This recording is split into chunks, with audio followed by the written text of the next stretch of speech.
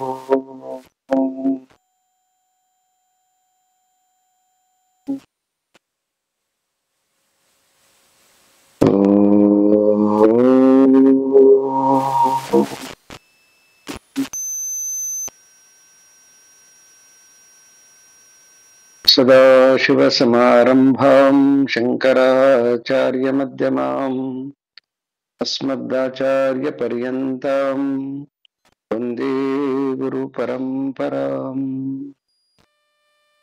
वसुदेवसुतं देवम् कंसचाणूरमर्दनम् देवकी परमानन्दम् कृष्णम् वन्दे जगद्गुरुम्।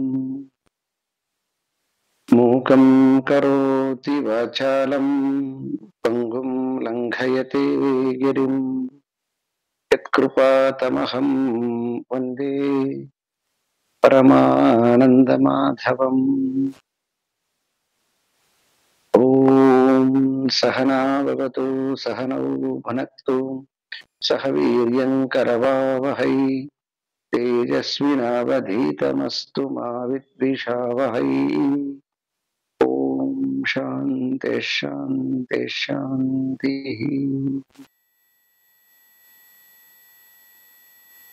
ಪರಮಾತ್ಮನ ಅನುಗ್ರಹದಿಂದ ಎಲ್ಲ ಭಗವದ್ಗೀತಾ ಶ್ರೋತೃ ವೃಂದವೇ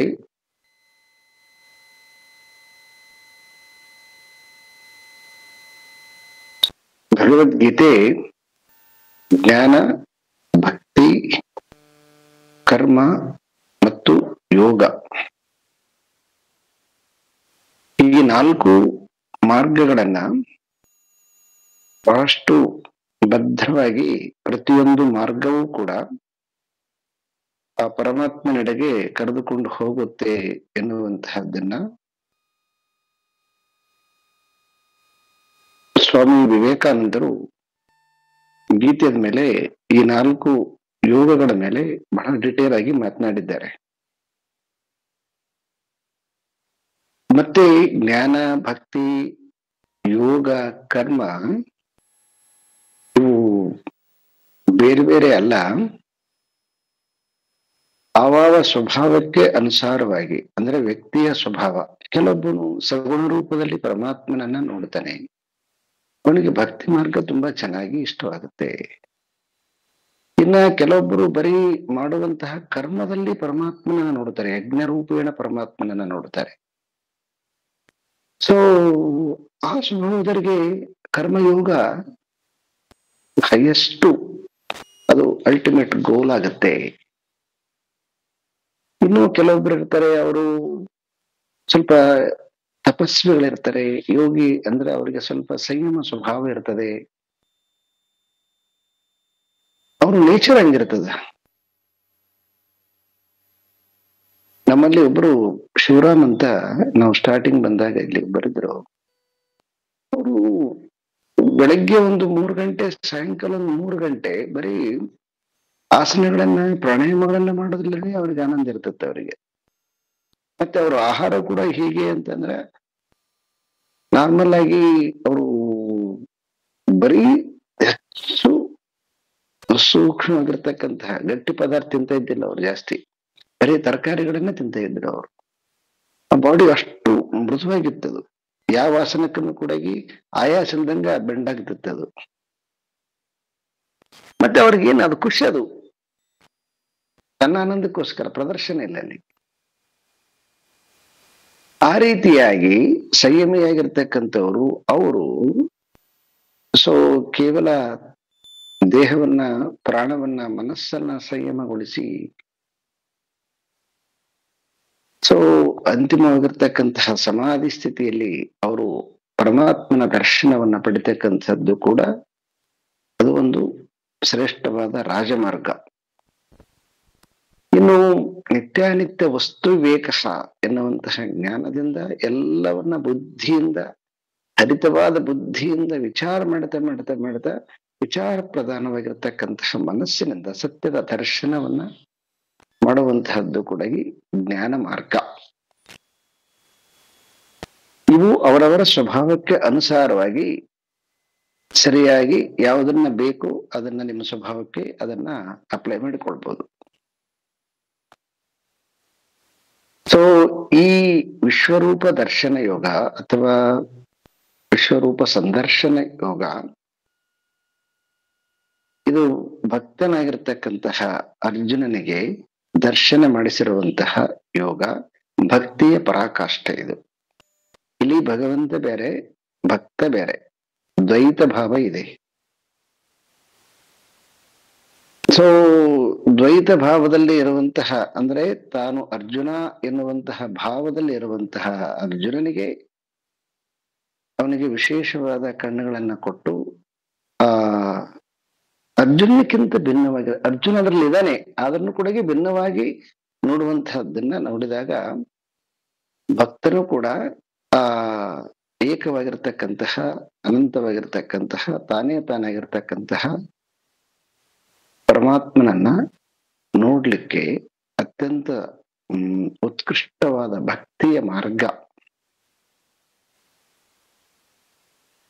ಈ ವಿಶ್ವರೂಪ ಸಂದರ್ಶನ ಯೋಗ. ಈ ವಿಶ್ವರೂಪ ಸಂದರ್ಶನ ಯೋಗದಲ್ಲಿ ನಾವೀಗಾಗ್ಲೇ ನನ್ನ ಮೇಲೆ ಅನುಗ್ರಹ ಮಾಡು ಅನ್ನುವಂತಹ ಅರ್ಜುನನ ಮಾತನ್ನ ಅನುಸರಿಸಿ ನಾವು ವಿಶೇಷವಾಗಿ ಅದರಲ್ಲಿ ಮೋಹ ವಿಗತಃ ಮೋಹ ಅಂತಕ್ಕಂತಹ ವಾಕ್ಯವನ್ನ ಶಂಕರರ ಭಾಷ್ಯವನ್ನ ತೆಗೆದುಕೊಂಡು ಮೋಹದ ಬಗ್ಗೆ ಒಂದಿಷ್ಟು ಚಿಂತನೆಯನ್ನ ಮಾಡಿದ್ವಿ. ಅದು ಜ್ಞಾನದ ಪರಾಕಾಷ್ಠೆ. ಹಾಗೆ ರಾಮಾನುಜಾಚಾರ್ಯರು ಕೂಡ ಭಕ್ತಿಯ ಪರಾಕಾಷ್ಠೆ ಅನ್ನುವಂಥದ್ದನ್ನ ಸೊ ಇಲ್ಲಿ ಅವರು ತಿಳಿಸ್ತಕ್ಕಂಥದ್ದು ಏನಂತಂದ್ರೆ ಮತ್ತೆ ಅನುಗ್ರಹ ಮದನುಗ್ರಹಾಯ, ನನ್ನ ಮೇಲೆ ನೀನು ಅನುಗ್ರಹ ಮಾಡಿದ್ದೀಯ ಅನ್ನುವಂತಹ ಮಾತಿನಿಂದ ಭಕ್ತನ ಮೇಲೆ ಭಗವಂತನಿಗಿರ್ತಕ್ಕಂತಹ ನಿಷ್ಕಲ್ಮಶ ಪ್ರೀತಿ, ಮತ್ತೆ ಯಾವಾಗ ಅವನು ಭಕ್ತನಾಗುತ್ತಾನೆ ಭಕ್ತನ ದೋಷವನ್ನ ನೋಡದೇ ಇರುವಂತಹದ್ದು ಭಗವಂತನ ವಿಶೇಷ ಗುಣ. ಹಾಗಾಗಿ ನನ್ನ ಮೇಲೆ ನೀನು ಅನುಗ್ರಹ ಅನ್ನುವಂತಹದ್ದು. ಗುಹ್ಯಂ ಅಧ್ಯಾತ್ಮ ಸಂಗೀತಂ ಅನ್ನುವಂತಹದ್ದು, ಪರಮಂ ಗುಹ್ಯಂ ಅಧ್ಯಾತ್ಮ ಸಂಗೀತಂ.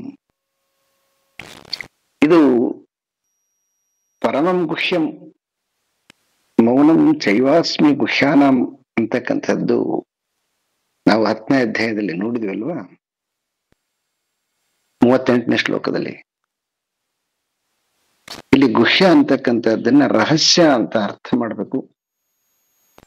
ಈ ರಹಸ್ಯವಾಗಿರ್ತಕ್ಕಂತಹ ಆ ಪರಮಾತ್ಮನ ವಿಶೇಷ ರೂಪ ಭಕ್ತನಿಗೆ ನೋಡ್ಲಿಕ್ಕೆ ಸಾಧ್ಯತೆ ಇದೆ ಅನ್ನುವಂತಹದ್ದು ಭಕ್ತಿಯ ಸ್ಟ್ಯಾಂಡಿನಿಂದ ರಾಮಾನುಜರು ಅದನ್ನ ವಿಶೇಷವಾಗಿ ಬೇರ್ಪಡಿಸಿರ್ತಕ್ಕಂಥದ್ದು. ಅಧ್ಯಾತ್ಮ ಸಂಗೀತಂ, ಅಧ್ಯಾತ್ಮ ಸಂಗೀತಂ ಅಂತಕ್ಕಂಥದ್ದು ಇಲ್ಲಿ ಆತ್ಮ ಅನ್ನುವಂತಹದ್ದನ್ನ ಅವರು ಜೀವ ಅಂತ ಸಂಬೋಧನೆ ಮಾಡಿದ್ದಾರೆ.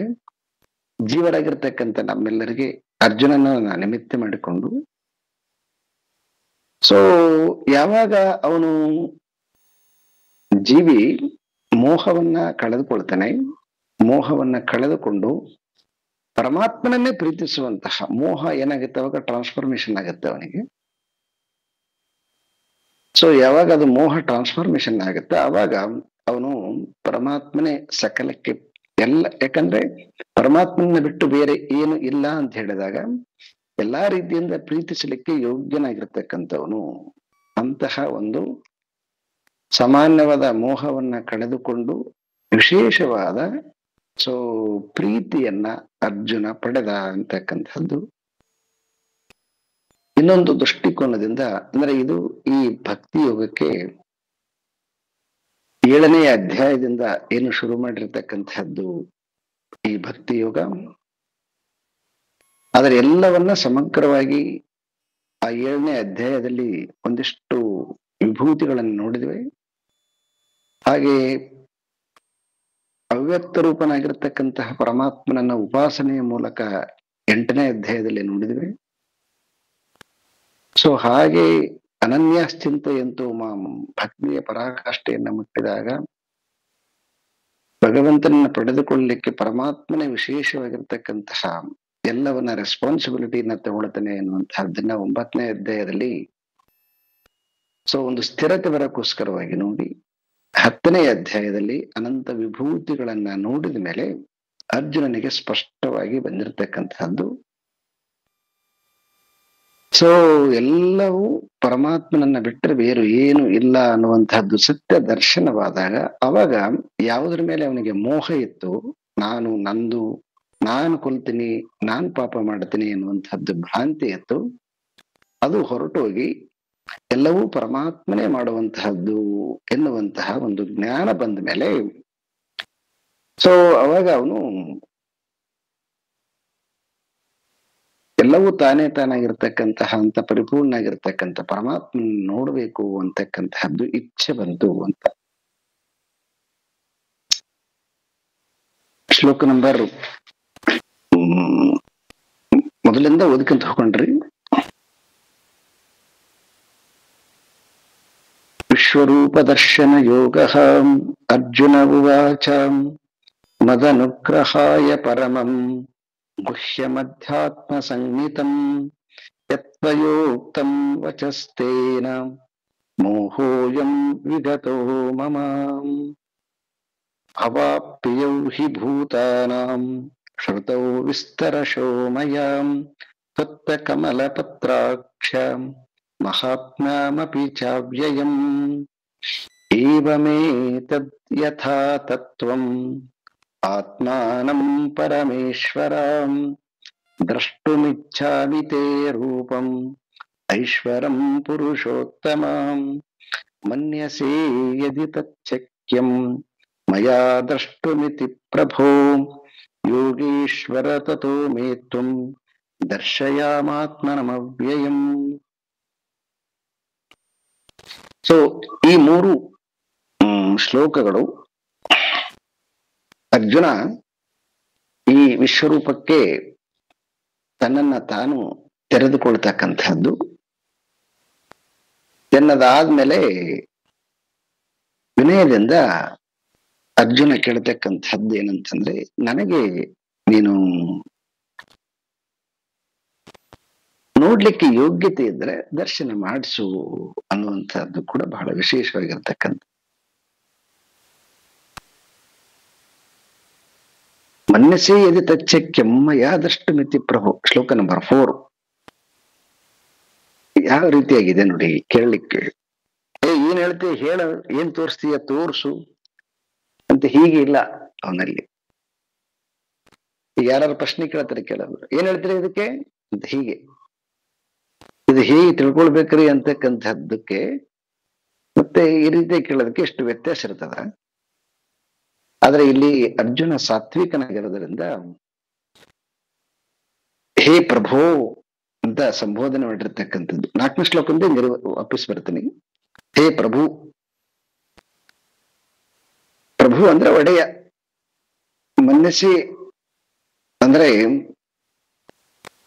ನನ್ನ ಮೇಲೆ ಮನ್ನಿಸಿ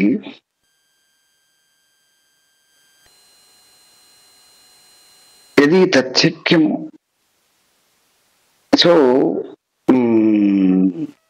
ಶಕ್ಯಂ ಅಂದ್ರೆ ನನಗೆ ನೋಡ್ಲಿಕ್ಕೆ ಸಾಧ್ಯತೆ ಇದ್ರೆ ಮಯಾ ದ್ರಷ್ಟುಂ ಇತಿ ಪ್ರಭೋ, ನಿನ್ನ ರೂಪವನ್ನು ನನಗೆ ತೋರಿಸು ಅಂತ. ನೋಡಿ ಎಷ್ಟು ವಿನಯ ಅದ.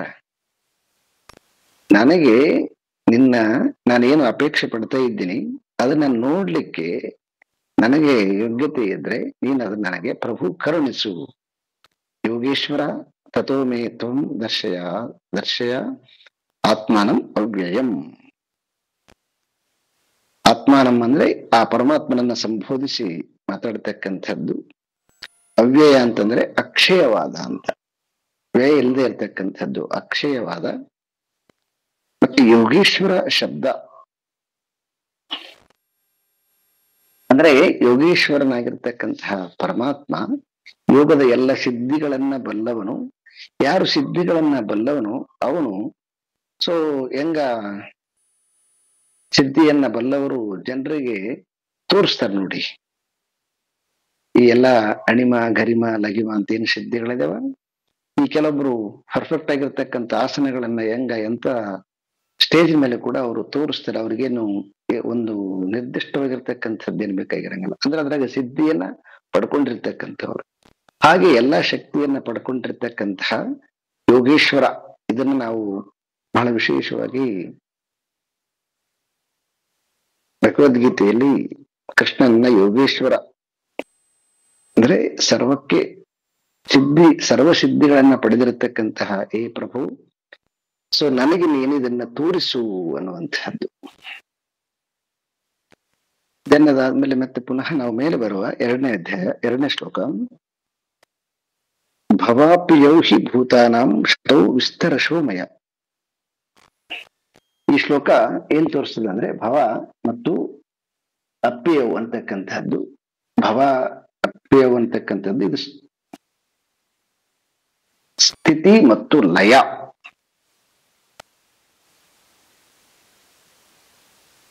ಈ ಶ್ಲೋಕನ್ನ ಅರ್ಜುನ ಈ ಮಾತನ್ನ ಯಾಕೆ ಹೇಳ್ತಾ ಇದ್ದಾನಂದ್ರೆ, ಈ 10ನೇ ಅಧ್ಯಾಯದಲ್ಲಿ 32ನೇ ಶ್ಲೋಕದಲ್ಲಿ ಭಗವಂತ ಅದನ್ನ ಹೇಳಿದ್ದಾನೆ. ಈ ಜಗತ್ತಿಗೆ ಸೃಷ್ಟಿ ಸ್ಥಿತಿ ಲಯ ಕಾರಣಕ್ಕೆ ನಾನೇ, ಅದು ನಂದೊಂದು ವಿಭೂತಿ ಅಂತ ತೋರಿಸಿದ್ದಾನೆ. ಸೊ ಆ ರೀತಿಯಾಗಿ ಜಗತ್ತು ಸೃಷ್ಟಿಗೆ ಮತ್ತು ಸ್ಥಿತಿಗೆ ಮತ್ತು ಲಯಕ್ಕೆ ಕಾರಣನಾಗಿ ಭೂತಾನಂ ಅಂದ್ರೆ ಜಗತ್ತು ಅಂತ.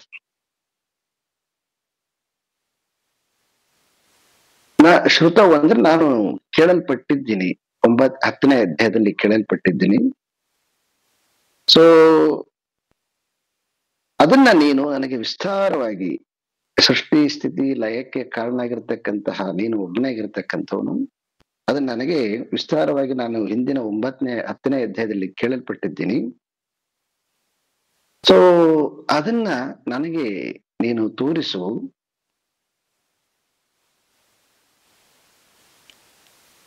ಭಗವಂತನನ್ನ ಇಲ್ಲಿ ಒಂದ್ ಸ್ವಲ್ಪ ವರ್ಣನೆ ಮಾಡ್ತಿದ್ದಾನೆ. ತ್ವತ್ ಕಮಲ ಪತ್ರಾಕ್ಷ ಅಂತ. ಕಮಲ ಪತ್ರಾಕ್ಷ, ಕಮಲ ಅಂತಂದ್ರೆ ನಿಮಗೆಲ್ಲ ಗೊತ್ತಿರುವ ಹಾಗೆ ಸರೋವರದಲ್ಲಿರ್ತಕ್ಕಂತಹ ಹೂವು.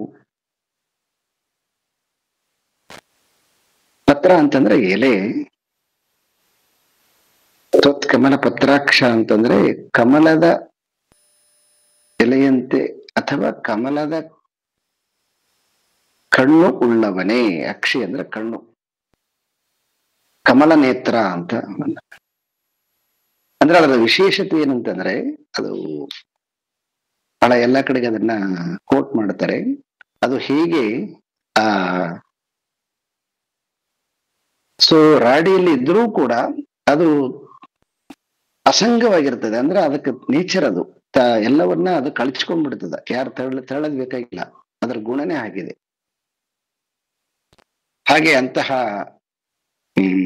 ಅಸಂಗನಾಗಿರ್ತಕ್ಕಂತಹ ಕಣ್ಣುಳ್ಳಂತ ಹೇ ಪರಮಾತ್ಮನೇ, ನಿಂದು ಏನು ಮಹಾತ್ಮೆ ಅಂತಂದ್ರೆ ಅತ್ಯಂತ ಶ್ರೇಷ್ಠವಾಗಿರ್ತಕ್ಕಂತಹ ನಿನ್ನ ಸೊ ಶಕ್ತಿಯನ್ನ ನಾನು ಕೇಳಲ್ಪಟ್ಟಿದ್ದೇನೆ, ನನಗದನ್ನ ತೋರಿಸು ಅಂತಕ್ಕಂಥದ್ದು.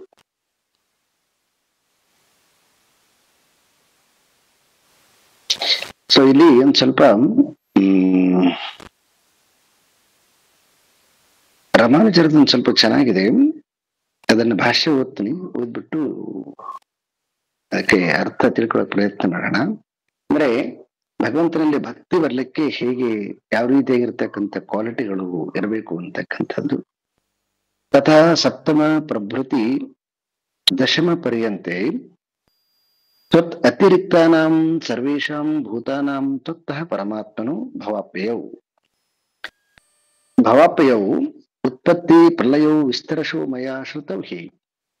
ಹೇ ಕಮಲಪತ್ರಾಕ್ಷ, ತವ ಅವ್ಯಯಂ ನಿತ್ಯಂ ಸರ್ವಚೇತನಂ ಅಚೇತನಂ ವಸ್ತು ಶೇಷತ್ವಂ ಜ್ಞಾನ ಬಲಾದಿ ಕಲ್ಯಾಣ ಗುಣ ಗಣೈಃ ತವೈವ ಪರತರತ್ವಂ ಸರ್ವಧಾರತ್ವಂ ಚಿಂತಿತ ನಿಮಿಷತಾದಿ ಸರ್ವ ಪ್ರವೃತ್ತಿಷು ತವೈವ ಪ್ರವೃತ್ತ ಈತೃಷ್ಟ್ವಂ ಇತ್ಯಾದಿ ಅಪರಿಮಿತಂ ಮಹಾತ್ಮನಂ ಚ ಶ್ರುತಂ ಹಿ ಶಬ್ದೋ ವಕ್ತ್ರಮಾಣಃ ದಿದೃಕ್ಷ ದ್ಯೂತನಾರ್ಥ. 7ನೆಯ ಅಧ್ಯಾಯದಿಂದ ಮೊದಲಾಗಿ 10ನೆಯ ಅಧ್ಯಾಯದ ಪೂರ್ತ ನಿನಗಿಂತ ಬೇರೆಯಾದ ಸರ್ವಭೂತಗಳ ಎಂದರೆ ಉತ್ಪತ್ತಿ ಸ್ಥಿತಿ ಲಯಗಳು ನಿನ್ನಿಂದಲೇ ವಿಸ್ತಾರವಾಗಿ ನಾನು ಕೇಳಿದ್ದೇನೆ. ಹಾಗಾಗಿ ಹೇ ಕಮಲಪತ್ರಾಕ್ಷನೇ, ನಿನ್ನ ಅವ್ಯಯಂ ಅಂದ್ರೆ ಅಕ್ಷಯವಾದ ನಿತ್ಯವಾದ ಸರ್ವಚೇತನ ಸರ್ವ ವಸ್ತುಗಳಿಗೆ ಶೇಷಿಯಾಗಿರುವಿಕೆ ಜ್ಞಾನ ಬಲ ಮೊದಲಾದ ಮಂಗಳ ಗುಣಗಳ ಸಮೂಹಗಳಿಂದ ನಿನಗೆ ಇರುವ ಸರ್ವೋತ್ಕೃಷ್ಟ ಸರ್ವಧಾರಿತ್ವ ಸರ್ವೋತ್ಕೃಷ್ಟ ಇವೆಲ್ಲ ವಿಶೇಷವಾಗಿರ್ತಕ್ಕಂತಹ ಪರಮಾತ್ಮನಿರ್ತಕ್ಕಂತಹ ಗುಣಗಳು. ಅಂದ್ರೆ ನಾವ್ ಹೇಗಂದ್ರೆ ನಾವು ಕೆಲವೊಂದನ್ನ ನಮ್ಮ ಇಚ್ಛೆ ಮೇರೆಗೆ ಕೆಲಸ ಮಾಡ್ತೀವಿ. ಆದರೆ ಪರಮಾತ್ಮನ ಗುಣ ಹೇಗೆ ಅಂತಂದ್ರೆ ಅಲ್ಲಿ ಇಚ್ಛೆ ಅನಿಚ್ಛೆ ಏನಿಲ್ಲ, ಸಹಜವಾಗಿ. ಈಗ ನೋಡಿ, ಈ ನಮ್ಮ ದೇಹದಲ್ಲಿ ಕೆಲವೊಂದು ಭಾಗಗಳು ಅವು ನಮ್ಮ ಇಚ್ಛೆಯ ಮೇರೆಗೆಲ್ಲವು. ಈಗ ಕಣ್ಣಿನ ರೆಪ್ಪೆ ನೋಡಿ, ಕಣ್ಣಿನ ರೆಪ್ಪೆ ಅದು ನಮ್ಮ ಕೈಯಲ್ಲಿ ಇಲ್ಲ, ಅದು ತಾನೇ ಯಥಾರ್ಥವಾಗಿ ನಡೀತಾ ಇರ್ತದೆ. ಈ ರೀತಿಯಾಗಿ ಇದು ಯಾರಿಗೆ ಅಂತಂದ್ರೆ ಇಂಥದ್ದು ಎಲ್ಲವನ್ನ ಸಮಗ್ರವಾಗಿ ಸರ್ವಧಾರಕತ್ವ ಅವನು ಪ್ರಭುಗೂ ಮಾತ್ರ ಸಾಧ್ಯ ಇದೆಲ್ಲ ಅಂತದ್ದು. ಈ ರೀತಿಯಾಗಿರ್ತಕ್ಕಂಥ ನಿನ್ನ ಅನಂತ ಗುಣಗಳನ್ನ ನಾನು ಕೇಳಿದ್ದೇನೆ.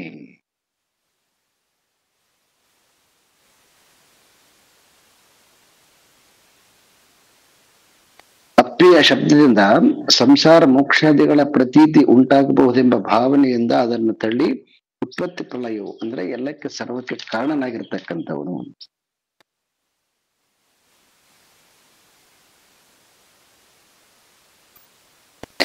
ತೊತ್ತಂತಕ್ಕಂಥದ್ದಕ್ಕೆ ಅವರು ನಿನ್ನಿಂದ ಪರಮಾತ್ಮನಾದ ನಿನ್ನಿಂದ ನಾನು ಇದನ್ನ ಕೇಳಲ್ಪಟ್ಟಿದ್ದೇನೆ. ಕಮಲ ಪತ್ರಾಕ್ಷ ಅಂತರಾದಿತ್ಯ ವಿದ್ಯೆಯಲ್ಲಿ ಪ್ರತಿಪಾದಿಸಿರುವ ಪುಂಡರೀಕಾಕೃತದೊಡನೆ ಸೇರಿರುವ ಅಪ್ರಾಕೃತವಾದ ದಿವ್ಯ ಮಂಗಲ ವಿಗ್ರಹವನ್ನು ಹೊಂದಿರುವಿಕೆಯು ಕೃಷ್ಣಾವತಾರದಲ್ಲಿಯೂ ಸ್ಪಷ್ಟವಾಗಿ ಉಪಲಬ್ಧವಾಗಿದೆ ಎಂಬುದನ್ನು ಸೂಚಿಸುತ್ತದೆ. ಅಂದ್ರೆ ಅವನ ಕಣ್ಣು ಅನೇಕ ರೀತಿಯಾಗಿ ವರ್ಣನೆ ಮಾಡಿದ್ದಾರೆ, ಅದನ್ನ ಹೇಳ್ತಾ ಇದ್ದಾರೆ ಅವರು. ಅವ್ಯಯಂ ಅಂತಕ್ಕಂಥದ್ದಕ್ಕೆ ಕಾಲದ ದೃಷ್ಟಿಯಿಂದ, ವಿಷಯದ ದೃಷ್ಟಿಯಿಂದ, ಸಂಖ್ಯೆಯ ದೃಷ್ಟಿಯಿಂದ, ಪ್ರಕರ್ಷತೆಯ ದೃಷ್ಟಿಯಿಂದ ಅಧಿಕವಾದದು. ಕಾಲ, ವಿಷಯ, ಸಂಖ್ಯೆ, ಪ್ರಕರ್ಷತೆ ಇವೆಲ್ಲವೂ ಕೂಡ ಇದರಿಂದ ಯಾವುದರಿಂದ ನಾಶ ಆಗದೆ ಇರತಕ್ಕಂಥದ್ದು ಅಂತ. ನಿತ್ಯವಾಗಿರ್ತಕ್ಕಂಥದ್ದು, ಸರ್ವಚೇತನ ಅಚೇತನಗಳಿಗೆ ಶೇಷಿಯಾದುದು, ಎಲ್ಲದಕ್ಕೆ ಕಾರಣವಾಗಿರ್ತಕ್ಕಂಥದ್ದು, ಸಕಲ ಕಲ್ಯಾಣ ಗುಣಗಳ ಕಾರಣ ಅವನಿಗೆ ಸಲ್ಲುವುದು, ಸರ್ವ ಉತ್ಕೃಷ್ಟ ಭಾವನೆ ಮತ್ತ ಪರತರಂ ಅನ್ಯತು ಮೈ ಸರ್ವಮಿದಂ ಪ್ರೋತಂ. ಗೀತೆ 7ನೇ ಅಧ್ಯಾಯ ವಿಭೂತಿಯ ಶ್ಲೋಕ. ಇದರಿಂದ ಏನ್ ಗೊತ್ತಾಗತ್ತೆ ಅಂದ್ರೆ ಎಲ್ಲದಕ್ಕೂ ಕೂಡ ಸಕಲಕ್ಕೆ ಇಷ್ಟು ಒಟ್ಟು ಅರ್ಥ ತಿಳಿಯೋದಾದ್ರೆ ಯಾವುದನ್ನ ನಾವು ನಮ್ಮ ಬುದ್ಧಿಗೆ ಅನುಗುಣವಾಗಿ ಕೆಲವೊಂದನ್ನು ತಿಳ್ಕೊಂಡಿದ್ದೀವಿ, ಅದರ ಆಚೆ ತಿಳಿತಕ್ಕಂತಹ ಒಂದು ಶಕ್ತಿ ಪರಮಾತ್ಮನಲ್ಲಿ ವಿಶೇಷವಾಗಿರ್ತಕ್ಕಂತಹದ್ದನ್ನ ಅರ್ಜುನ ನೋಡಿದ್ದಾನೆ. ಈಗ ಸಾಮಾನ್ಯವಾಗಿ ಒಂದು ಚಿಕ್ಕದು, ಈಗ ನಮಗೆಲ್ಲ ಏನಂತಂದ್ರೆ ಈಗ ಜಡ ಮತ್ತು ಚೇತನ ಈ ಎರಡು ವಸ್ತುಗಳನ್ನ ನಾವು ಬೇರೆ ಬೇರೆಯಾಗಿ ನೋಡ್ತೀವಿ. ಮೂಮೆಂಟ್ ಇರ್ತಕ್ಕಂಥದ್ದು ಚಲನೆ, ನಾನ್ ಮೂಮೆಂಟು, ಅದು ಜಡ ಅಂತ. ಹೀಗೆ ಇದು ಏನಿದೆಯಲ್ವಾ, ಮೂಮೆಂಟ್ ಅಂಡ್ ನಾನ್ ಮೂಮೆಂಟು, ಇದು ಸಾಮಾನ್ಯವಾಗಿರ್ತಕ್ಕಂತಹ ಜ್ಞಾನ. ಆದ್ರೆ ವಿಶೇಷವಾಗಿರ್ತಕ್ಕಂತಹದ್ದು ಹೇಗಂತಂದ್ರೆ ಮೂಮೆಂಟು ನಾನ್ ಮೂಮೆಂಟು ಒಂದೇ ವಸ್ತುನಲ್ಲಿ ಇರ್ತದ. ಅದು ಪರಮಾತ್ಮ ಹೇಗಂತಂದ್ರೆ ಮೂಮೆಂಟ್ ನಾನ್ ಮೂಮೆಂಟ್ ಎರಡು ಅವನು. ಇದನ್ನ ಸ್ವಲ್ಪ ನಾವು ನಮ್ಮ ಮನಸ್ಸಿಗೆ ಗೋಚರವಾಗಿ ನೋಡೋದಾದ್ರೆ, ಈಗ ನೋಡಿ, ಪರಮಾತ್ಮ ತಾನು ನಿಶ್ಚಲನಾಗಿರ್ತಕ್ಕಂಥವನು. ಯಾವುದನ್ನ ಅವನು ಸೃಷ್ಟಿ ಮಾಡಿದ್ದಾನೆ? ಜಗತ್ತನ್ನ ಸೃಷ್ಟಿ ಮಾಡಿದ್ದಾನೆ. ಈ ಜಗತ್ತು ನೋಡಿ ಹೇಗಿದೆ ಅಂತಂದ್ರೆ, ಇದು ಮೂವಿಂಗ್, ಇದು ಕಂಟಿನ್ಯೂ ಆಗಿ ಮೂವಿಂಗ್. ಇದು ಭೂಮಿ ಸದಾ ತಿರುಗ್ತಾ ಇದೆ.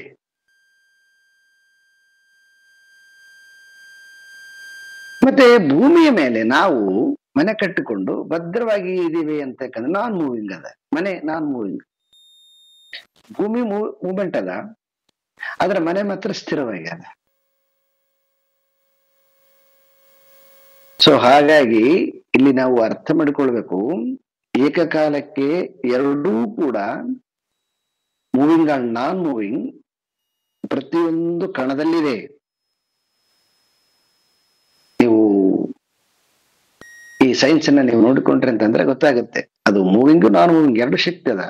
ಅದು ನಿಂತುಕೊಂಡಾಗ ಮಾತ್ರ ನಮಗೆ ನಾನ್ ಮೂವಿಂಗ್ ಅಂತ ಕಾಣುತ್ತೆ, ಬಟ್ ಮೂವಿಂಗ್ ಇರ್ತದೆ. ಅದು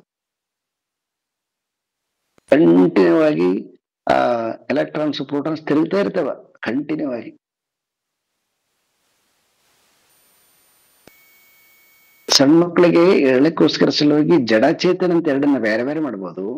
ಆದ್ರೆ ನಾವು ಅದರ ಹಿಂದ್ಗಡೆ ನೋಡಿದೆವು ಅಂತಂದ್ರೆ, ನಿಶ್ಚಲವಾಗಿರ್ತಕ್ಕಂಥದ್ದು ಮತ್ತು ಛಲವಾಗಿರ್ತಕ್ಕಂಥದ್ದು ಎರಡೂ ಕೂಡ ಬೇರೆ ಬೇರೆ ಅಲ್ಲ, ಒಂದೇ ಪರಮಾತ್ಮನಲ್ಲಿ ಈ ವಿಶೇಷ ಅದ. ಈ ತರ ಜ್ಞಾನ ನಮಗೆ ತಿಳಿದ ಹೋಯ್ತು ಅಂತಂದ್ರೆ, ನಾವು ದೇಶದಿಂದ ಕಾಲದಿಂದ ಏನು ಕೆಲವೊಂದನ್ನ ತಪ್ಪಾಗಿ ತಿಳ್ಕೊಂಡಿದ್ದೀವಿ, ಅವೆಲ್ಲ ಭ್ರಾಂತಿಗಳು ಹೋಗ್ಲಿಕ್ಕೆ ಸಾಧ್ಯತೆ ಆಗುತ್ತೆ. ಅಂತಹ ಒಂದು ಭ್ರಾಂತಿಯನ್ನ ಅರ್ಜುನ ಕಳ್ಕೊಂಡಿದ್ದಾನೆ.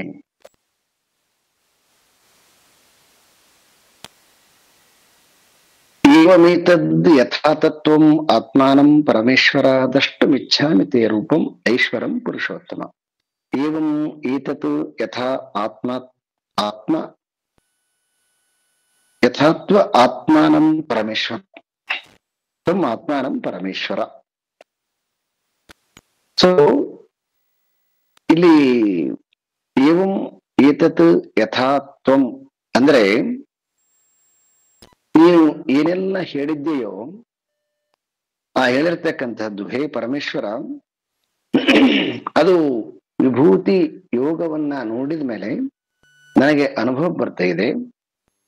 ಅದು ನೀನು ಹೇಳ್ತಕ್ಕಂಥದ್ದು ಯಥಾರ್ಥವಾಗಿದೆ ಅಂತ. ಸೊ ಈ ರೀತಿಯಾಗಿ ನಾವು ಒಂದು ಅರ್ಥ ಮಾಡಿಕೊಂಡಿದ್ದೇವೆ ಭಗವಂತನನ್ನ. ಆದ್ರೆ ವಿಭೂತಿ ಯೋಗ ನೋಡಿದ ಮೇಲೆ ಅರ್ಜುನನಿಗೆ ಒಂದು ವಿಶೇಷವಾಗಿರ್ತಕ್ಕಂತಹ ಪರಮಾತ್ಮನ ಜ್ಞಾನ ಬಂದಿದೆ ಅವನಿಗೆ. ಆ ಜ್ಞಾನದಿಂದ ಅವನು ಹೇಳ್ತಾ ಇದ್ದಾನೆ, ನಾನು ಏನು 10ನೇ ಅಧ್ಯಾಯದಲ್ಲಿ ವಿಭೂತಿ ಯೋಗವನ್ನ ಕೇಳಲ್ಪಟ್ಟೆ, ಅದರಿಂದ ನನಗೆ ಗೊತ್ತಾಗಿದೆ ನೀನೇನು ಹೇಳ್ತಾ ಇದೆಯೋ ಅದೆಲ್ಲವೂ ಕೂಡ ಸರಿಯಾಗಿದೆ. ಇಲ್ಲೊಂದು ಸ್ವಲ್ಪ ಪಾಯಿಂಟ್ ಔಟ್ ಮಾಡ್ಕೋಬೇಕು. ಮತ್ತೆ ಎಲ್ಲವೂ ಸರಿಯಾಗಿದೆ ತಂದೆಗಳಿಗೆ ಯಾಕೆ ಅವನು ಮತ್ತೆ ವಿಶ್ವರೂಪಕ್ಕೆ ಹೋದ್ನ, ಕೇಳಲಿಕ್ಕೆ ಹೋದ್ನ? ದಷ್ಟುಮಿಚ್ಛಾಮಿತಿ ರೂಪಂ ಐಶ್ವರಂ ಪುರುಷೋತ್ತಮ. ಯಾಕೆ ಅವನು ವಿಶ್ವರೂಪ ನೋಡ್ಲಿಕ್ಕೆ ಇಚ್ಛೆ ಪಟ್ಟನಂತಂದ್ರೆ, ವಿಭೂತಿಯಲ್ಲಿ ಅಂಶ ರೂಪದಿಂದ ನೋಡಲ್ಪಟ್ಟಿದ್ದವನು, ಏಕರೂಪದಿಂದಲ್ಲ ಅಂಶ ರೂಪದಿಂದ ನೋಡಲ್ಪಟ್ಟಿದ್ದ. ಮತ್ತೆ ಇಲ್ಲಿ ಬಹಳ ವಿಶೇಷವಾಗಿ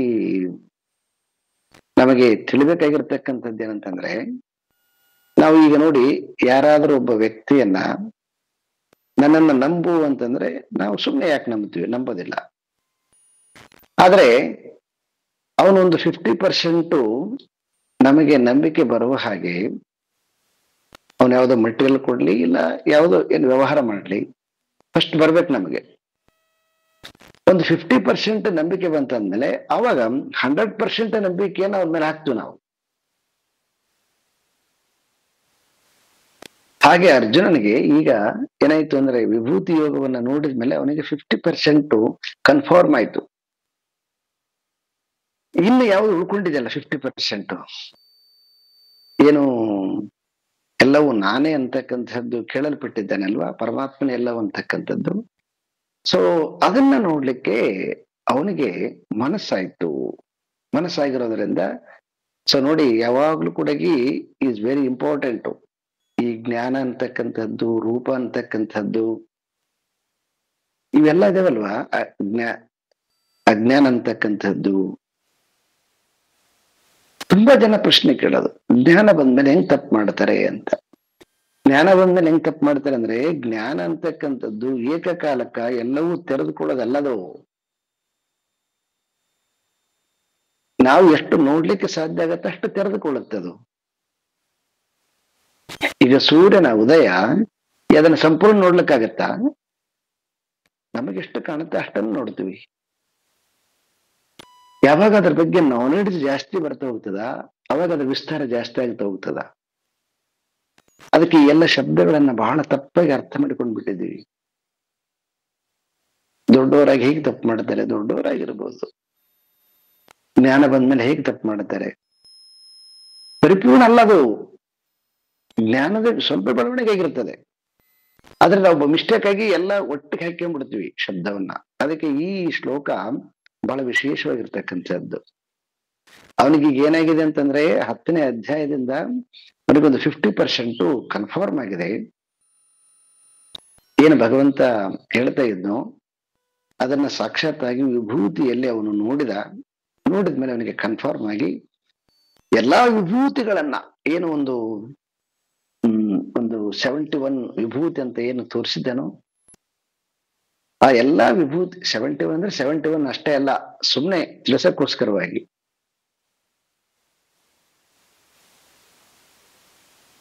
ಇದನ್ನ ಮತ್ತೆ ಅಲ್ಲಿಗೆ ಕೆಲವೊಬ್ಬರು ಅಲ್ಲಿಗೆ ಸ್ಟ್ರಕ್ ಆಗಿ ಬಿಡ್ತಾರ, 71 ವಿಭೂತಿಗಳು ಅಂತ. ಹಾಗಲ್ಲ ಅದು. ಅದಕ್ಕೆ ಅದನ್ನ ಕೊನೆಯಲ್ಲಿ ತೆಗೆದಾಕ್ಲಿಕ್ಕೋಸ್ಕರ ಸಲುವಾಗಿ ಬಹಳ ಸ್ಪಷ್ಟವಾಗಿ ಹೇಳ್ಬಿಟ್ಟ, ಈ ನನ್ನ ವಿಭೂತಿಗೆ ಅಂತ್ಯ ಇಲ್ಲ ಅಂತ. ಇಷ್ಟೇ ಅಂತ ಹೇಳಕ್ ಸಾಧ್ಯ ಇಲ್ಲ, ಅದನ್ನ ನಿನಗೆ ಸುಮ್ಮನೆ ಸ್ವಲ್ಪ ತೋರಿಸ್ನೇ ಅಂತ. ಯಾರೋ ಒಬ್ರು ಕೇಳ್ತಾ ಇದ್ರು, ವಿಷ್ಣು ಸಹಸ್ರದ ಮೇಲೆ ಕಾಮೆಂಟ್ ಮಾಡಿರ್ತಕ್ಕಂಥದ್ದು. ಹಾಗಿತ್ತಂದ್ರೆ ನಿಮ್ಮ ಭಗವಂತನಿಗೆ 1000 ನಾಮಗಳ ಅಂತ. 1000 ನಾಮಗಳು ಅಷ್ಟೇ ಅಲ್ಲ, ಅನಂತ ನಾಮಗಳು. ಆದ್ರೆ ಅದರಾಗ ಒಂದಿಷ್ಟು ಉಪಾಸನೆ ಮಾಡೋಕ್ಕೋಸ್ಕರ ಸಲುವಾಗಿ 1000 ನಾಮಗಳು, ಶತನಾಮಗಳು, ಸಹಸ್ರನಾಮಗಳು ಎಲ್ಲ ಅಷ್ಟೇ ಅಲ್ಲ.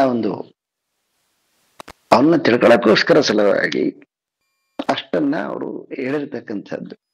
ಅಷ್ಟನ್ನ ಫೈನಲ್ ಮಾಡಿಬಿಟ್ಟು ಈ ರೀತಿಯಾಗಿ ವ್ಯಂಗ್ಯವಾಗಿ ಪ್ರಶ್ನೆ ಕೇಳತಕ್ಕಂಥದ್ದು ಕೂಡ.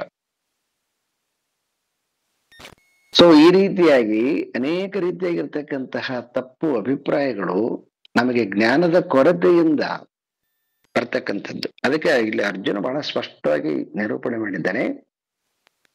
10ನೇ ಅಧ್ಯಾಯದಿಂದ ಅವನಿಗೆ ಅನಂತನಾಗಿರ್ತಕ್ಕಂತಹ ಪರಮಾತ್ಮನ ವಿಭೂತಿಯನ್ನ, ಅನೇಕ ರೀತಿಯಾಗಿರ್ತಕ್ಕಂಥ ವಿಭೂತಿಯಿಂದ ಅವನಿಗೆ ಸ್ಪಷ್ಟವಾಗಿದೆ. ಆದ್ರೆ ಅವನಿಗೆ ಈಗ ಬಂದಿರತಕ್ಕಂಥದ್ದು ಏನಂತಂದ್ರೆ, ಒಂದೇ ಒಂದು ದೇಹದಲ್ಲಿ ಈ ಅನಂತ ವೈಭವಗಳನ್ನ ನೋಡಿದ್ರೆ ಹೇಗಿರುತ್ತೆ ಅಂತಕ್ಕಂಥದ್ದು ಆಸೆ ಅವನಿಗೆ. ಆ ಆಸೆಯನ್ನ ನಿಮಿತ್ತ ಮಾಡಿಕೊಂಡ್ಬಿಟ್ಟು, ಮನ್ಯಸೆ ಯದಿ ತಚ್ಚಕ್ಯಂ ಮಯ ಆದಷ್ಟು ಮಿತಿ ಪ್ರಭು ಯೋಗೀಶ್ವರ ತಥೋ ಮೇತ್ವಂ ದರ್ಶಯ ಆತ್ಮನಾಂ ಅವ್ಯಯಂ. ಹೇ ಪ್ರಭು ಪರಮೇಶ್ವರ, ನಾನು ಅದನ್ನ ನೋಡ್ಲಿಕ್ಕೆ ಅಥವಾ ನನಗೆ ಅದನ್ನ ತಿಳಿಸ್ಲಿಕ್ಕೆ ನಿನಗೆ ಯೋಗ್ಯತೆ, ನಾನು ಯೋಗ್ಯನಾಗಿದ್ದೇನೆ ಅನ್ನುವಂತಹದ್ದು ನಿನಗಿತ್ತಂತಂದ್ರೆ, ಸೊ ನಿನ್ನ ವಿಭೂತಿಯನ್ನು ನನಗೆ ತೋರಿಸು ಅಂತ ಹೇಳಿ ಅರ್ಜುನ ತನ್ನ ನಿವೇದನೆಯನ್ನ ಮಾಡಿಕೊಂಡ. ಶ್ರೀ ಭಗವಾನುವಾಚ ಪಶ್ಯ ಮೇ ಪಾರ್ಥ ರೂಪಾಣಿ ಶತಶೋತ ಸಹಸ್ರಶಃ ನಾನಾ ವಿಧಾನಿ ದಿವ್ಯಾನಿ ನಾನಾ ವರ್ಣಾಕೃತೀನಿ ಚ. ಪಶ್ಯಮೇ ಪಾರ್ಥ ರೂಪಾಣಿ. ಪಶ್ಯಮೇ ಅಂದ್ರೆ ಹೇಳು ಅರ್ಜುನ, ನೋಡು ಅಂತ. ಹೇ ಅರ್ಜುನ, ನನ್ನ ಅನಂತ ರೂಪವನ್ನ ನೋಡು. ಏನು ಈ ಅನಂತ ರೂಪದಲ್ಲಿ?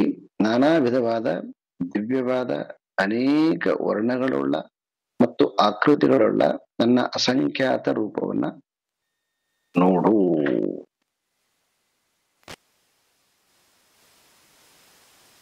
ಅನೇಕ ದಿವ್ಯವಾದ ವರ್ಣ ಮತ್ತು ಆಕೃತಿ ಅಂತಕ್ಕಂಥದ್ದು ಬಹಳ ವಿಶೇಷವಾಗಿರ್ತಕ್ಕಂಥ ಶಬ್ದ ಇದು. ಇದನ್ನ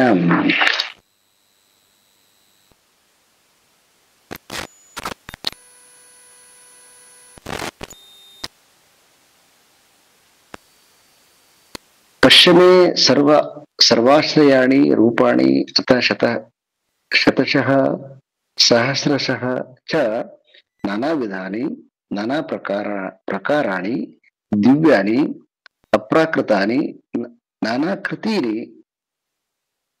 ಶುಕ್ಲ ಕೃಷ್ಣಾದಿ ನಾನಾ ವರ್ಣಾನಿ ನಾನಾ ಕಾರಣಿ ಚ ಪಶ್ಯ.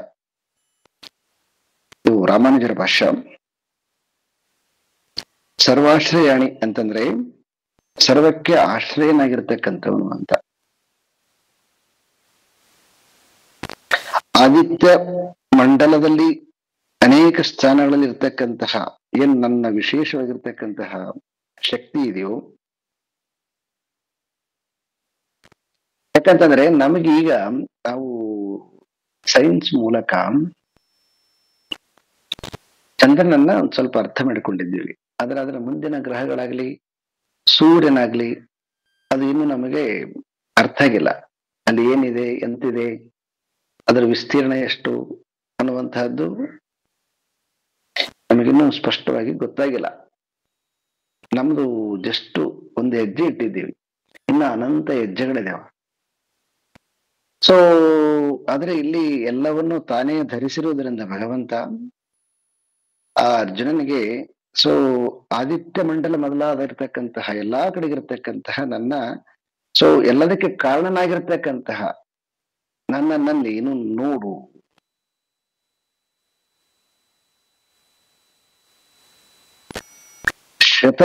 ಶತಶಃ ಅಂದ್ರೆ ನೂರಾರು, ಸಹಸ್ರಶಃ ಸಾವಿರಾರು.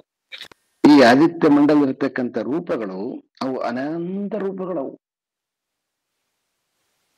ಯಾಕಂದ್ರೆ ಪ್ರತಿಯೊಂದು ರೂಪವೂ ಕೂಡ ನಾವು ನೋಡ್ಲಿಕ್ಕೆ ಮನುಷ್ಯರೆಲ್ಲರೂ ಕೂಡ ಒಂದೇ ಆಗಿ ಕಂಡ್ರು ಕೂಡ ಪ್ರತಿಯೊಬ್ಬರದ್ದು ರೂಪ ಬೇರೆ ಬೇರೆ ಇದೆ.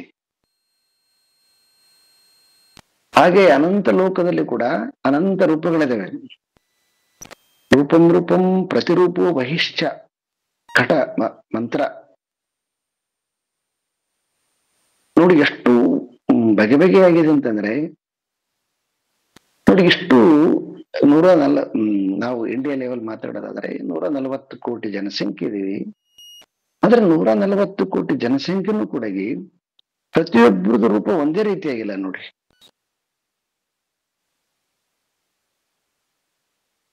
ನಿಮ್ಗೆ ಅಷ್ಟೇ ಏನಕ್ಕೆ ಪ್ರತಿಯೊಬ್ಬರು ಫಿಂಗರ್ ಪ್ರಿಂಟ್ ಕೂಡ ಡಿಫರೆಂಟ್ ಆಗಿದೆ. ಅಂದ್ರೆ ಎಷ್ಟು ಅನಂತತೆ ಇರಬೇಕು ಅನ್ನುವಂಥದ್ದು, ಎಷ್ಟು ವೈವಿಧ್ಯಮಯ ಇರ್ತಕ್ಕಂಥದ್ದು. ಅಂತಹ ಎಲ್ಲ ರೂಪವನ್ನ ನನ್ನಲ್ಲಿ ನೋಡು ಅಂತಕ್ಕಂಥ. ಮತ್ತೆ ಪಶ್ಯ ಅಂತಂದ್ರೆ ನಿನಗೆ ಹೇಗೆ ನಿನಗೆ ನೋಡ್ಲಿಕ್ಕೆ ಸಾಧ್ಯ ಇದೆಯೋ ಅಂತಹ ರೀತಿಯಲ್ಲಿ ನಿನಗೆ ನಾನು ತೋರಿಸ್ತೇನೆ. ನಾನಾ ವಿಧಾನಿ ಭೂಷಣ ಆಯುಧ ಲಾಂಛನ ಭುಜಸಂಖ್ಯೆ ಮೊದಲಾದ ಪ್ರಕಾರ ವಿಶೇಷವಾಗಿರ್ತಕ್ಕಂತಹ ಈ ಭಕ್ತಿಯಲ್ಲಿ ಬರತಕ್ಕಂತಹ ಪರಾಕಾಷ್ಠ ಇದು. ಇನ್ನು ನಾನಾ ವರ್ಣ ನಾನಾ ಬಣ್ಣಗಳು. ಸೊ ಈ ಬಣ್ಣ ಅಂತಕ್ಕಂಥದ್ದು ವಿಶೇಷವಾಗಿ ಪ್ರತಿಯೊಂದು ಅವತಾರಕ್ಕೆ ರಾಮಾನುಜಾಚಾರ್ಯರು ಅದನ್ನು ಬೇರೆ ಬೇರೆ ಹೇಳಿದ್ದಾರೆ. ಯುಗ ಭೇದಕ್ಕನುಸಾರವಾಗಿ ಬಿಳುಪು ಕೆಂಪು ಹಳದಿ ಕಪ್ಪು ರೂಪಗಳ ಪರಿವರ್ತನೆ ಮೊದಲಾದರಿಂದ ಹೀಗೆ ಬೇರೆ ಬೇರೆ ಅವತಾರಗಳ ಫಲಗಳು. ಅಂದ್ರೆ ಯಾಕೆ ಅವನು ಅನೇಕ ವರ್ಣ ಅಂತಂದ್ರೆ ಮನುಷ್ಯರು ಯಾವ ಬಣ್ಣವನ್ನ ಅಪೇಕ್ಷೆ ಪಡ್ತಾರೆ ಆ ಬಣ್ಣದಲ್ಲಿ ಅವನು ಪ್ರತ್ಯಕ್ಷನಾಗ್ತಾನೆ. ಇದು ವರ್ಣ. ಇನ್ನು ಆಕಾರ ಅಂತಂದ್ರೆ ಯಾವ ರೀತಿಯಾಗಿ ಆಕಾರ ಬಯಸ್ತಾರೋ ಆ ರೀತಿಯಾಗಿ ಅವನ ಮುಂದೆ ಪ್ರತ್ಯಕ್ಷನಾಗ್ತಾನೆ. ಯಾರು ತುಳಸಿದಾಸರಿಗೆ ನಾ ಎಲ್ಲಿ ಕಂಡ?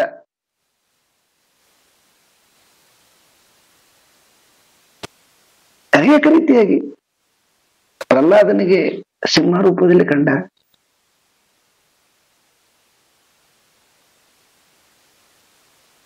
ಹೀಗೆ ಅವನಿಗೆ ನಿರ್ದಿಷ್ಟವಾಗಿರ್ತಕ್ಕಂಥ ಬಣ್ಣ ಮತ್ತು ನಿರ್ದಿಷ್ಟವಾಗಿರ್ತಕ್ಕಂತಹ ಆಕಾರ ಇಲ್ಲ.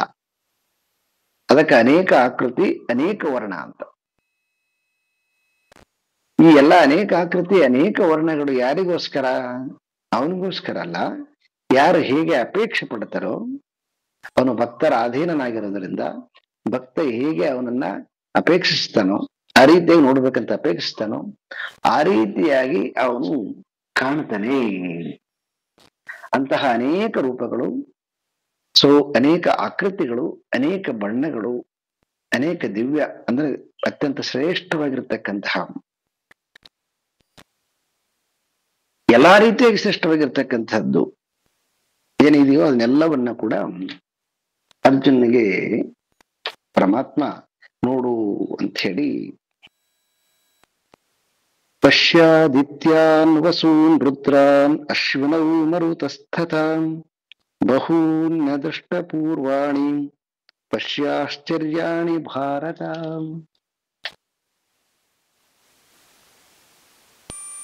ಪಶ್ಯ ಆದಿತ್ಯಾನ್ ವಸೂನ್ ರುದ್ರಾನ್ ಅಶ್ವಿನೌ ಮರುತಃ ತಥಾ ಅಂದ್ರೆ ಎಲ್ಲ ದೇವತೆಗಳನ್ನ ಹೇಳ್ತಾ ಇದ್ದಾರೆ. ಬಹೂನಿ ಅದೃಷ್ಟ ಪೂರ್ವಾಣಿ ಪಶ್ಯ ಆಶ್ಚರ್ಯಾಣಿ ಭಾರತ. ಈ ಅದೃಷ್ಟ ಪೂರ್ವಾಣಿ ಅಂದ್ರೆ ವಿಶೇಷವಾಗಿರ್ತಕ್ಕಂಥದ್ದು ಅಂತ. ನನ್ನ ಅನೇಕ ರೂಪಗಳನ್ನು ಯಾರೆಲ್ಲ ನೋಡಿಲ್ಲ, ಬಹೂನಿ ಅದೃಷ್ಟ ಪೂರ್ವಾಣಿ ಪಶ್ಯ ಚ ಆಶ್ಚರ್ಯಾಣಿ ಭಾರತ ಅಂದ್ರೆ ನನ್ನ ಇನ್ನು ವಿಶೇಷವಾಗಿರ್ತಕ್ಕಂಥ ರೂಪವನ್ನ ಯಾರನ್ನ ನಾವು ಶ್ರೇಷ್ಠ ದೇವತೆಗಳಂತೆ ಕರಿತೀವಿ, ಅವರು ಕೂಡ ನೋಡಿಲ್ಲ. ಅಂತಹ ರೂಪವನ್ನ ನೀನು ನೋಡು. ಯಾರಾಗಿದ್ರೆ ದೇವತೆಗಳು? ಆದಿತ್ಯಾನ್ ವಸೂನ್ ರುದ್ರಾನ್ ಅಶ್ವಿನೌ ಮರುತಃ ಮಮ ಏಕಸ್ಮಿನ್ ರೂಪೇ ನನ್ನ ಏನ್ ರೂಪ ಇದೆಯೋ ಒಂದೇ ರೂಪದಲ್ಲಿ ಒಂದೇ ವಸ್ತುವಿನಲ್ಲಿ ಅನಂತತೆ ಏನಿದೆಯೋ ಅದು ಹೇಗಿದೆ ಅಂತಂದ್ರೆ, ಆದಿತ್ಯಾನ್ ದ್ವಾದಶಃ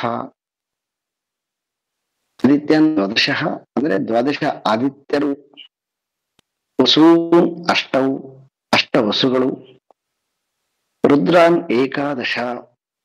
ಏಕಾದಶ ಅನ್ನಂದ್ರೆ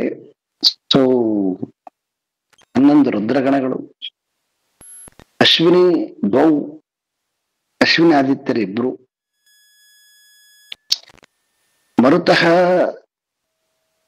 ಮರುತಶ್ಚಕೋನ ಪಂಚಶತಂ ಅಂದ್ರೆ 49 ಮರುದ್ಗಣಗಳು.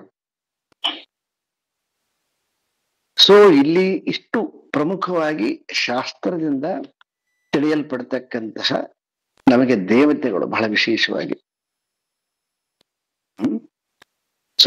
ಈ 33 ದೇವತೆಗಳಂತ ಏನ್ ಕರಿತೀವಿ, ಈ ಪ್ರಮುಖವಾಗಿ ಇದನ್ನು ಒಟ್ಟು ಅರ್ಥ ಮಾಡ್ಕೋಬೇಕಂತಂದ್ರೆ ಈ 33 ಕೋಟಿ ದೇವತೆಗಳು, ಮುಖ್ಯ ದೇವತೆಗಳನ್ನ 33 ದೇವತೆಗಳಂತ. ಅದರಲ್ಲಿ ಉಪಭೇದಗಳು ಇರ್ತಕ್ಕಂಥದ್ದು. ಆದಿತ್ಯ ಅಂತಕ್ಕಂಥದ್ದು ಒಂದು ದೇವತೆ ಆದ್ರೆ 12 ಆದಿತ್ಯರು ಅಂತಕ್ಕಂಥದ್ದು ಉಪಭೇದ. ಮರುತ್ಗಣ ಅಂತಕ್ಕಂಥದ್ದು ಒಂದಾದ್ರೆ ಅದರಲ್ಲಿ 49 ಉಪಭೇದಗಳು. ಹೀಗೆ ಪ್ರಮುಖವಾಗಿ 33 ದೇವತೆ. ಆ 30 ಉಪಭೇದಗಳನ್ನ ನಾವು 33 ದೇವತೆಗಳು ಅಂತ ಹೇಳ್ತೀವಿ ನಾವು ಅದನ್ನ. ಈ ಎಲ್ಲಾ ದೇವತೆಗಳು ನೋಡತಕ್ಕಂತಹ ವಿಶೇಷವಾಗಿರ್ತಕ್ಕಂತಹ ನನ್ನ ಒಂದು ಇನ್ನೂ ಆ ದೇವತೆಗೆ ಸಾಧ್ಯ ಇಲ್ಲದೆ ಇರತಕ್ಕಂತಹ ನನ್ನ ವಿಸ್ತಾರವಾಗಿರ್ತಕ್ಕಂಥ ರೂಪ ಇದೆ.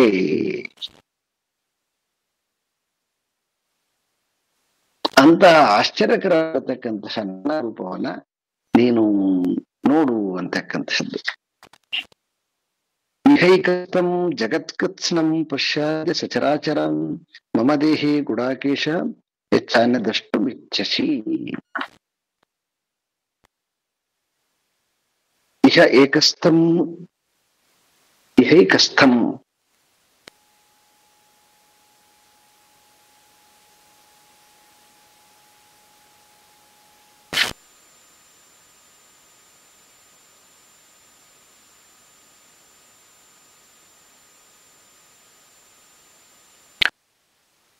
ಇಹ ಅಂದ್ರೆ ಇಲ್ಲಿ ಅಂದ್ರೆ ಏಕಸ್ಥ ಅಂದ್ರೆ ಒಂದೇ ಕಡೆಯಲ್ಲಿ, ಒಂದೇ ಕಡೆಯಲ್ಲಿ ಅಂದ್ರೆ ಒಂದು ದೇಹದಲ್ಲಿ ಏಕಸ್ಥವಾಗಿರ್ತಕ್ಕಂಥದ್ದು.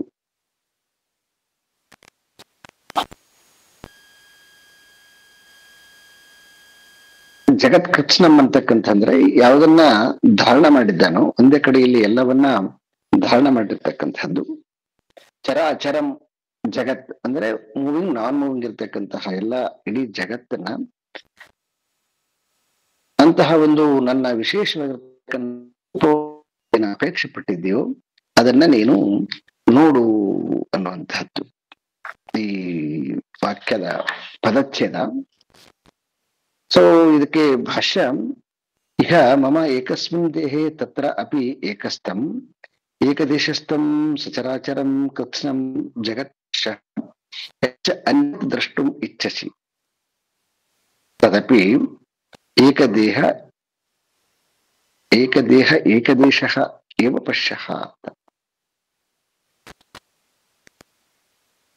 ಅಂದ್ರೆ ಈ ಒಂದು ದೇಹದಲ್ಲಿ ಇಲ್ಲಿ ಮತ್ತು ಸ್ಥಾವರ ಮತ್ತು ಜಂಗಮರೂಪದಲ್ಲಿರ್ತಕ್ಕಂತಹ ಸಕಲವು ಅಡಿಕೊಂಡಿರ್ತಕ್ಕಂತಹ ನನ್ನ ರೂಪವನ್ನ ನೀನು ನೋಡು ಅಂತ ಹೇಳ್ಬಿಟ್ಟು ಪರಮಾತ್ಮ ತನ್ನ ವಿಶೇಷವಾಗಿರ್ತಕ್ಕಂತಹ ರೂಪವನ್ನ ಅರ್ಜುನನ ಮುಂದೆ ಅನಾವರಣ ಮಾಡಿದ. ಈ ಅನಾವರಣ ಮಾಡಿದ ಆದರೆ ಅರ್ಜುನನಿಗೆ ಆ ಅನಂತ ರೂಪ ಏನು ಪರಮಾತ್ಮನ ದಿವ್ಯ ರೂಪ ಇದೆಯೋ ಅದು ಅವನಿಗೆ ನೋಡ್ಲಿಕ್ಕೆ ಆಗ್ಲಿಲ್ಲ. ಈ ಚರ್ಮದ ಕಣ್ಣಿಗೆ ಅದು ಅಗೋಚರವಾಗಿರ್ತಕ್ಕಂಥದ್ದು, ಗೋಚರಿಸಲ್ಪಡೋದಿಲ್ಲ. ಆ ಗೋಚರಿಸಲ್ಪಡದಿರ್ತಕ್ಕಂತಹ ಈ ಚರ್ಮದ ಕಣ್ಣಿಗೆ ಪರಮಾತ್ಮ ಏನ್ ಮಾಡಿದ, ನತುಮಾಂ ಶಕ್ಯ ಅನೇನೈವ ಸ್ವಚಕ್ಷುಷಾ ದಿವ್ಯಂ ದದಾಮಿತೆ ಚಕ್ಷುಃ ಪಶ್ಯ ಮೇ ಯೋಗಮೈಶ್ವರಂ. ನತುಮಾಂ ಶಕ್ಯಸೇ ದ್ರಷ್ಟುಂ, ನನ್ನ ರೂಪವನ್ನ ನಿನ್ನ ಕಣ್ಣು ನೋಡ್ಲಿಕ್ಕೆ ಸಾಧ್ಯ ಇಲ್ಲ ಅಂತ.